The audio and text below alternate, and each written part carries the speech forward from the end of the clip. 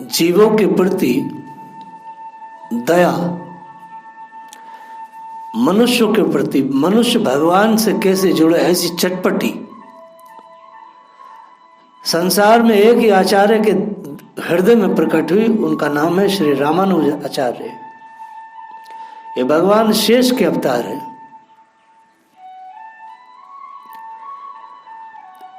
ऐसे आचार्य हुए नहीं, हो सकते नहीं। इस बात का स्मरण आभास होते ही कि आप लोक को कल्याण में उपदेश देने के लिए आतुर हो उठे कि कैसे भी हो मैं मनुष्यों को भगवान से जोड़ूंगा।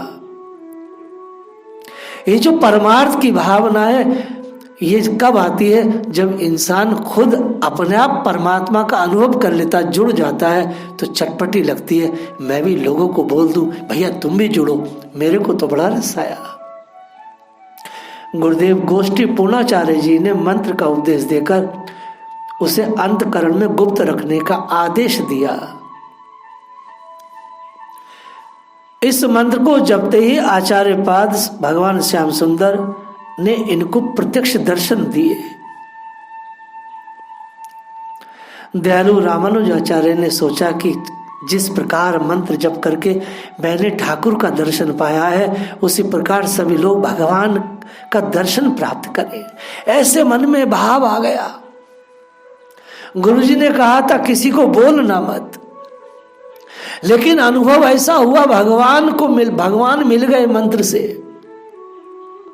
अरे भैया किसी को मिलते नहीं है, ये तो मेरे लाडली लाल के की कौतुकी है।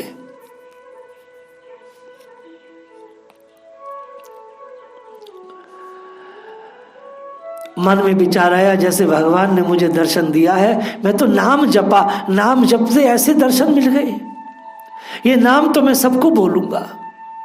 और उधर गुरु ने मना किया किसी को बोलना नहीं नाम। ऐसा विचार कर उसी समय रात में ही आप गोपुर द्वार पर चढ़ गए और वहीं से उच्च स्वर से आपने मंत्र का उच्चारण किया। मंत्र ध्वनि चारों ओर फैल गई। उसे सुनकर 72 भक्तों ने सीख करके धारण कर लिया। ऐसे जोर जोर से बोल रहे थे कि वहां 72 लोग थे साधक, और वे सभी के सभी सिद्ध भक्त महापुरुष और आचार्यों के प्रमुख शिष्य बने। यह समाचार पाकर गुरुदेव ने फटकार कर कहा कि मैंने तुमसे कहा था कि किसी को कहना नहीं। तुमने मेरी आज्ञा का उल्लंघन किया है, अतः तुम्हें नरक में जाना होगा। आपने हाथ जोड़कर उत्तर दिया, भगवान अनेकों को भगवत दर्शन का सुख मिले तो मुझे एक को नरक यातना सहर्ष स्वीकार है। ऐसी उदार भावना देखकर गुरुदेव प्रसन्न हुए। उन्होंने आशीर्वाद दिया। इस नवीन और विचित्र भक्ति की रीति का मैंने गान किया, अपनी वाणी को शुद्ध किया। ऐसी प्रपात से एक बार अमेरिका में किसी स्त्री ने आकर के कहा, प्रपात तुम्हें नरक मिलेगा क्योंकि तुम छोटे छोटे लड़कों को संन्यास दे रहे हो। प्रपात जी ने परमार्थ के भाव को छाती में रखकर कहा, अगर इतने लोगों को भगवान का नाम देकर भगवान में लगाकर मुझे नरक मिले तो कोई दिक्कत नहीं।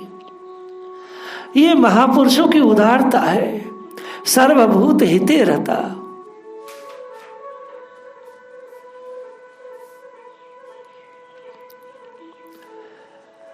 ऐसी उदारता तो किसी में हुई नहीं।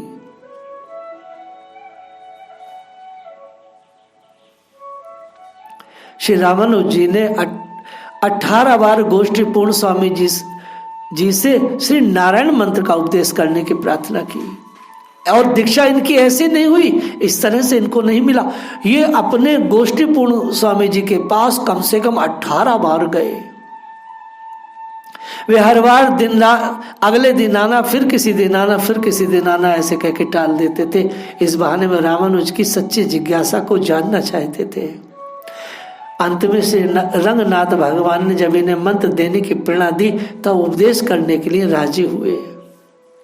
परंतु रहस्य मंत्र उपदेश देने के पूर्व ही रामानुज जी ने से प्रतिज्ञा करा ली कि वे किसी को यह मंत्र नहीं सुनावेंगे। मंत्र देने के बाद भी स्वयं आज्ञा किए कि यह किसी को मत बताना, यदि मेरी आज्ञा एवं प्रतिज्ञा का उल्लंघन करोगे तो नरक के भागी बनोगे। यदि यहाँ कोई शंका करे कि किसी को तो जप करते करते जीवन बीत जाता है, भगवान का अनुभव भी नहीं आते, परंतु इनको अतिशीघ्र कैसे भगवान का नाम का कम समय में ही दर्शन मिल गया, भैया इसका समाधान है। साधन एक खेती है, जिसे खेती में जैसे खेती में खेत बढ़िया हो, उसर बंजर ना हो तो बीज उत्तम हो, सड़ा घुना ना हो, किसान चतुर और भाग्यवान हो, मूर्ख एवं अभागा न हो तो उसकी खेती में फसल अवश्य होती है, सबसे आगे होती है, सबसे ज्यादा होती है। उसी प्रकार यदि साधक का हृदय शुद्ध सात्विक है, विकारी एवं सवासिक न हो, मंत्र वैदिक एवं सदाचार्य द्वारा प्राप्त हो, अवैदिक अथवा अनाधिकारी से प्राप्त न हो, गुरु शिष्य कर्तव्य परायण हो, इनमें लोभ लालच के दाव घात न हो तो साधना शीघ्र सफल होती है। अन्यथा भैया गुरु लोभी शिष्य लालची, दो खेले दाव, दो डूबे वापरे चढ़ी पाथर की नाव। पत्थर की नाव स्वयं डूबती है, उसके खेने वाला और उस पर चढ़ने वाला पथिक भी डूबता है। वैसे ही अनाधिकारी द्वारा की गई मनमुखी साधना साधक को ले डूबती है। जैसे तुमा कठारी व काठ की नाव स्वयं तैरती है, पार होती है, अपने लगे लोहे को भी पार करती है और अपने आश्रित लोगों को भी पार ले जाती है, उसी प्रकार सदगुरु द्वारा प्राप्त सन मंत्र का समाचार लेकर साधु पुरुष अनेकों को जीव का उद्धार करने में समर्थ होते हैं। रामानुज जी को मंत्र जपते ही भगवान का साक्षात्कार हो गया। मंत्र का चमत्कार नहीं है, यह श्रद्धा का चमत्कार है, यह पवित्रता का चमत्कार है, ये सच्चे हृदय का चमत्कार है। मंत्र तो संसार में सबको मिल ही जाते हैं, उन मंत्रों से फिर क्यों नहीं होता चमत्कार? चमत्कार मंत्र में नहीं, चमत्कार विश्वास में है, चमत्कार श्रद्धा में है, चमत्कार शुद्धता पवित्रता में है।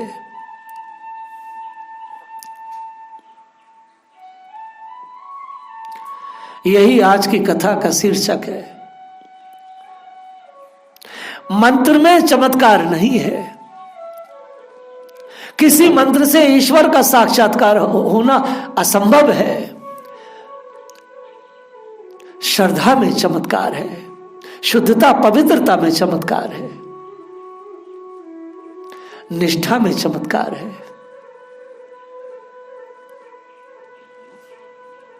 यही इसका शीर्षक है।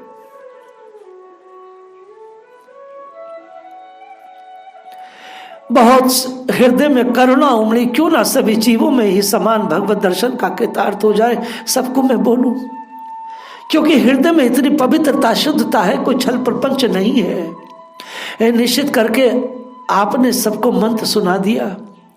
उस दिन नरसिंह चतुर्दशी थी, मंत्र श्रवण कर सबको दिव्य आनंद प्राप्त हुआ। जब अन्य शिष्यों के द्वारा गोष्ठी पूर्ण जी को समाचार मिला तो ये इन पर बड़े ही अप्रसन्न हुए। बुलाकर अत्यंत क्रोध में भरकर बोले, तुमने गुरु अवज्ञा की है, तुम निश्चय ही नरक में निवास करना पड़ेगा तुमको। लेकिन यह सुनकर रामानुज जी बड़े ही विनम्रता पूर्वक बोले, गुरुदेव मैंने ये जानकर ही उच्च स्वर से मंत्रोच्चारण किया है। भगवान यदि केवल मैं नरक में गिरूं और मेरे बदले अनेक नर नारी भगवतमय जाए, भगवत धाम को जाए, भगवतमय हो जाए, तो ऐसे नरक की मैं जन्म जन्म याचना करता हूं। ऐसा शब्द बोला। वह डरे नहीं। परमार्थ के पथ पर यदि डर रहा है मनुष्य तो फिर वह अंदर से खोखला है। परमार्थ के पथ पर, सत्य के पथ पर कदम रखने से क्या संकोच, क्या भय करना, क्या लाज करना, क्या शंका करना।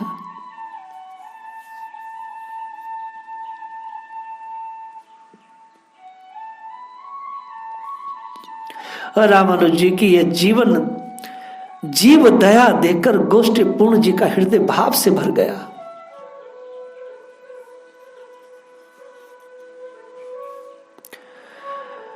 मन नाथ करते हुए उनको हृदय से लगा लिया।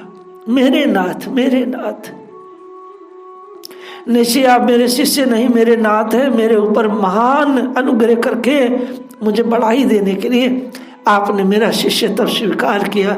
आप तो मेरे नित्य गुरु हैं।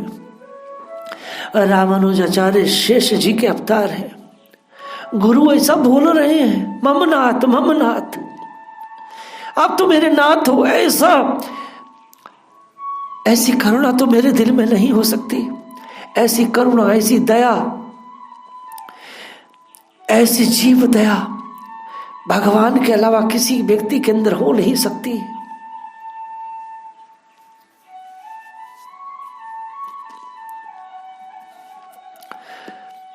भगवान जीव पर दया करते हैं। एक बार श्री रामानुजाचार्य श्री जगन्नाथ जी का दर्शन करने के लिए नीलगिरी गए।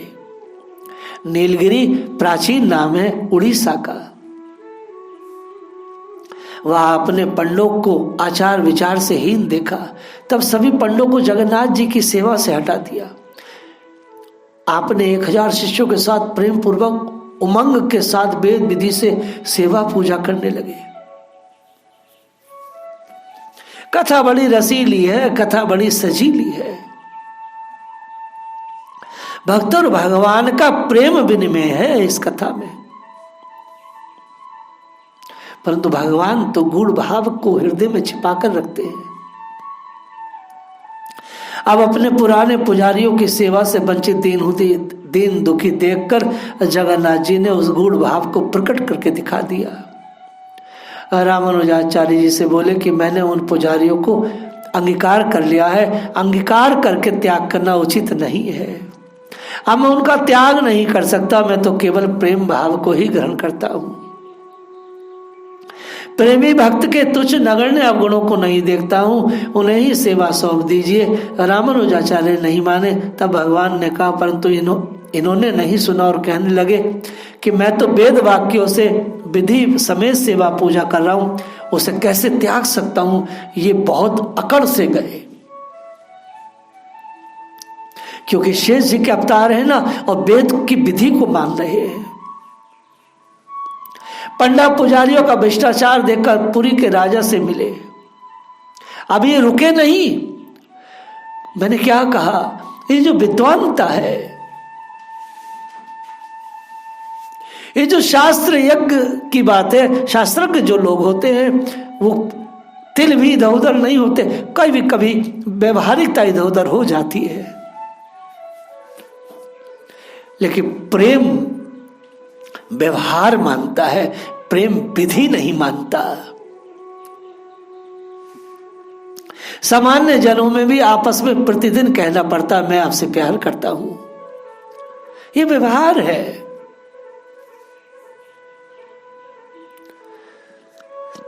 और दुनिया तो व्यवहार से चलती है भरे भाई, क्योंकि मंदिर की सब व्यवस्था राजा की ओर से होती थी। राजा से मिलकर इन्होंने उसे वेद धर्म समझाया, पुजारियों के अनाचार की ओर ध्यान आकृष्ट किया। इस प्रकार राजा से कहकर पंडा पुजारियों को मंदिर से हटवाया। इसका एक अर्थ तो भावार्थ में आ गया है, दूसरा भाव यह है कि भगवान भक्तों के हृदय के गूढ़ भाव को देखकर रीझते हैं, इनके बाह्य व्यवहार पर ध्यान नहीं देते। यथा रहती ना प्रभुति चूक किए की करत सुरती सो बार ही है कि कहत नसाई होई है नीको रीज राम जनी जन जी को, रामायण में कहा गया है। भाव यह कि शास्त्रों में भगवान का जो स्वभाव वर्णन किया गया है उसे जगन्नाथ जी ने पंडों के प्रसंग में प्रत्यक्ष करके दिखा दिया। भगवान बड़े दयालु हैं, इसलिए मैं बार बार कहता हूं मंदिरों के पंडे पुजारियों के प्रति दोष बुद्धि त्याग दो, क्योंकि मंदिर के पंडे पुजारियों के भाव को भगवान के उनके गूढ़ भाव को स्वीकार कर लिए। वो जैसे भी है लेकिन अंदर से ठाकुर से बहुत पक्के जुड़े रहते हैं। वो लाख गलती पाप करके भी लगातार भगवान से विनम्र प्रार्थना करते रहते हैं। बस यही इसका भाव है, धरे ही गूढ़ भाव। बेचारे पंडा मंदिर के पीछे बैठकर रोते बिलखते थे, अपनी भूल के लिए बारंबार क्षमा याचना करते थे, करुणा पर प्रभु ने ये सब देखा नहीं जाता था, प्रभु भी अंदर ही अंदर रोते थे। अतः रामानुज जी से बोले, मुझे तो उन पंडों की ही सेवा अच्छी लगती है, मैं तो उन्हीं को चाहता हूं। आहा, भगवान की बात देखिए, मंदिरों के जो सेवक हैं, इनकी दोषों को जो भी देखेगा वो नीचे जाएगा, क्योंकि भगवान के ये खास है, भगवान के एकदम शरीर के निकट है। इन्होंने प्रतिवाद किया कि मैं तो सर्वथा शूद्रवत आचरण वाले हैं, वे तो ठीक नहीं है, उनकी सेवा क्यों अच्छी लगती है आपको? भगवान ने कहा, वे कुछ भी करते हूं, परंतु जब वे हमारे सामने ताली बजा बजा कर नृत्य करते हैं तो हमें बड़ा ही प्रिय लगता है, हम बड़े मस्त हो जाते हैं, बड़े आनंद आता है। रामानुज जी, आप समझते क्यों नहीं?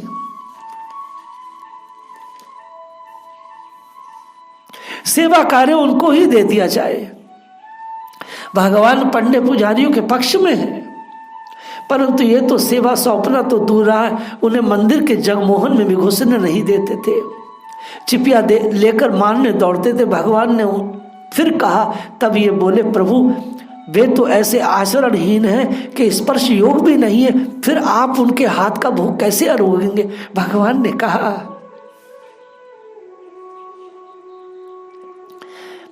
मैं तो जिसे अंगीकार कर लेते हैं, मैं तो जिसे अंगीकार कर लेता हूं, वे सब प्रकार से हीन होकर के भी वो सर्वश्रेष्ठ मानता हूं, क्योंकि मैंने अंगीकार किया है।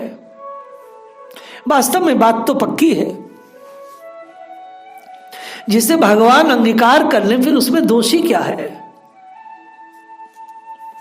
गोस्वामी तुलसीदास जी ने भी कहा है, जाको हरि अंगीकार करियो, ताके कोटि विधन हरि, हरि के अभय प्रताप दियो। दुर्वासा मृ सतय सो हरि शरण गयो, प्रतिज्ञा राखी मनमोहन फिर तापे पठियो। प्रतिज्ञा राखी मनो तब तापे पठियो, निगसी खमते नाथ निरंतर आपने राखी लियो, बहु सासना दई पहलादही ताही निसंग कियो। मृतक भये सब सखा जीवाए, विष जल जाए पियो, सूरदास प्रभु भक्त बच्चल है, उपमा कौन बियो। भगवान शिव ने कालकुट विष को अंगीकार किया तो अब तक उसे कंठ में धारण किए, उसका त्याग नहीं किए हैं। श्री कच्छप भगवान अब तक पृथ्वी को पीठ पर धारण किए हैं। समुद्र ने दुसहा बाडाग्नि को अब तक धारण कर रखा है। इससे सिद्ध होता है सुकृति जन जिसको स्वीकार करते उसका और छोर निर्वाह करते हैं। भगवान का भी यही स्वभाव है।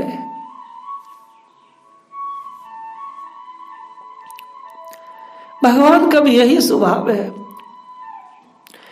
जन गुण अलप गणत सुमेरु, करी अवगुण कोटि बिलोक विसारण।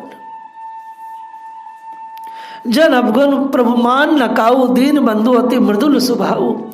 जही अग बघेऊ बयाद जिमि बाली, फिर सुखंड सोही कुनि कुचाली। ये भगवान का स्वभाव है। भगवान का स्वभाव ऐसा, प्रभु तरुतर कपि डार, पर ते की आप समान, तुलसी कहू न राम सो साहिब शील समान। भगवान नीचे बैठे हैं और कपि बंदर लोग वृक्ष पर बैठे हैं। भगवान ने उनको अपने समान बना दिया।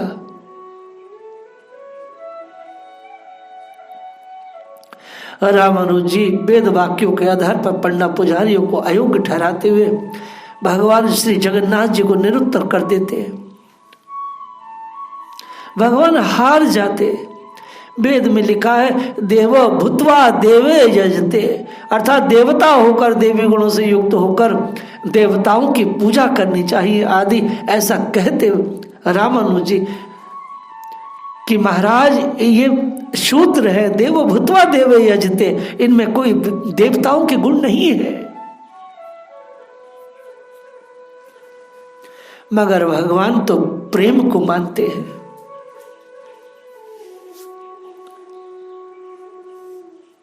भगवान ने कहा मुझे भी वेदों ने पतित पावन कहा है। आचार्य जी ने कहा आप उनके घर जाकर चाहे जैसे रहें, मंदिर में तो आपको मर्यादा से ही रहना पड़ेगा।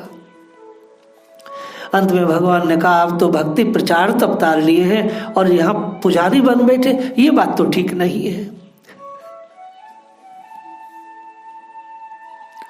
आपका तो अवतार इसलिए हुआ कि आप पूरे विश्व में जाकर के मेरे नाम का प्रचार करेंगे, लेकिन आप तो मंदिर संभाल बैठे, आप तो पुजारी हो गए, ये ठीक नहीं है।